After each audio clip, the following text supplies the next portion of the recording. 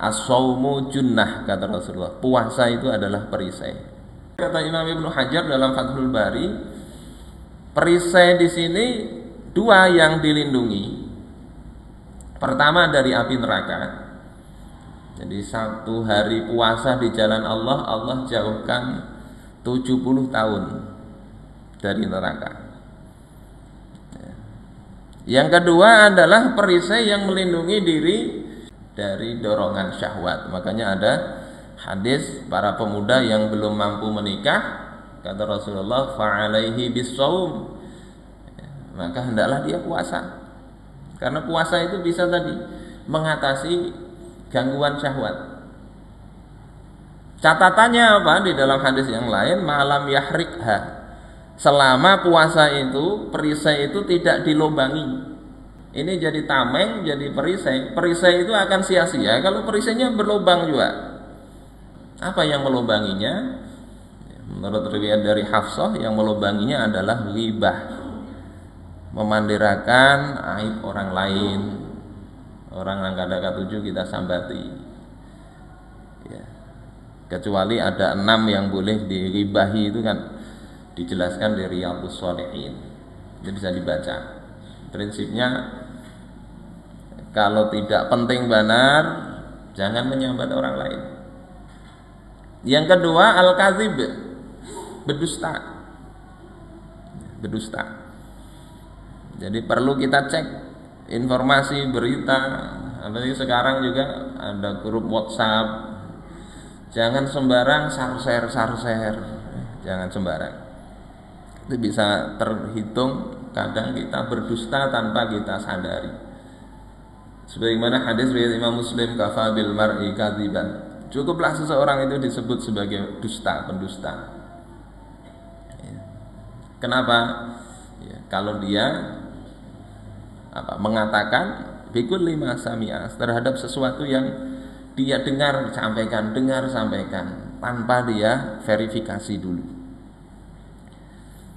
Itu bisa apa? Puasa bisa berlubang, ya, perisainya.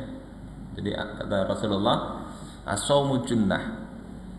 Bicara tentang perisai ini juga ada hadis lain ya, yang sama-sama junnah. Yang kedua tentang perisai ini, imam ini perisai. Innamal imamu junnah, fa idza shalla qa'idan fasallu qu'udan. Imam itu adalah perisai, imam sholat. Maksudnya apa? Dia itu akan menutupi kekurangan makmum. Sehingga jadi imam ini penting sekali untuk merasakan bahwasanya kita sebagai imam ini membawai makmum. Kita mau bawa kemana?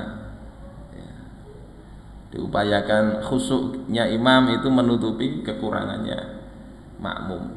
Bacaan imam, syarat rukunnya, sehingga ketika ada makmum yang terlambat, ya, nggak sempat membaca Al-Fatihah, bagi yang berpandangan membaca Al-Fatihahnya makmum itu wajib seperti di mazhab Syafi'i, maka bacaan imam sudah cukup, karena imam itu adalah tamengnya, penutupnya, menutupi kekurangan makmum. Yang ketiga, junnah itu kepala negara. Wa innamal imamu junnah. Kepala negara itu sesungguhnya adalah junnah. Seperti tadi perisai, yuqatalu min waraih, di mana musuh itu diperangi dari baliknya. Yakni apa? Ya ibarat menjaga umat dari serangan musuh. Yang kita ini jadi bulan-bulanan terus, bahkan di bulan Ramadan. Kemarin di India itu masjid dirusak bubuhan umat yang lain. Kemudian di Palestina ini juga sama. Tadi pagi baca WA itu beritanya begitu. Sementara ada saudara kita dari Palestina datang ke sini. Kita membantunya cuma dengan uang sedikit-sedikit. Kaum muslimin sebetulnya mampu itu untuk kalau bersatu saja itu selesai itu masalah Palestina. Tapi masalahnya siapa yang menyatukan? Yang menyatukan harusnya ada, yakni al-imamu junnatun tadi. Sebagaimana Sultan Salahuddin Al-Ayyubi ketika kaum muslimin itu tercerai-berai, beliau ini sebagai junnahnya. sebagai pemimpinnya yang mengusir pasukan salib waktu itu. Sekarang ini sudah berapa itu? Mulai tahun 48 mereka sampai sekarang. Kita kurang ini satu ini. Jadi yuqatalu min waraihi wa yuttaqo bihi, dan berlindung dengan perisai itu. Jadi junnah itu pertama puasa, kedua imam sholat, ketiga imam kepala negara. Nah, yang kita bahas di hadis ini puasa. Jangan sampai kita lubangi dengan mulut-mulut kita.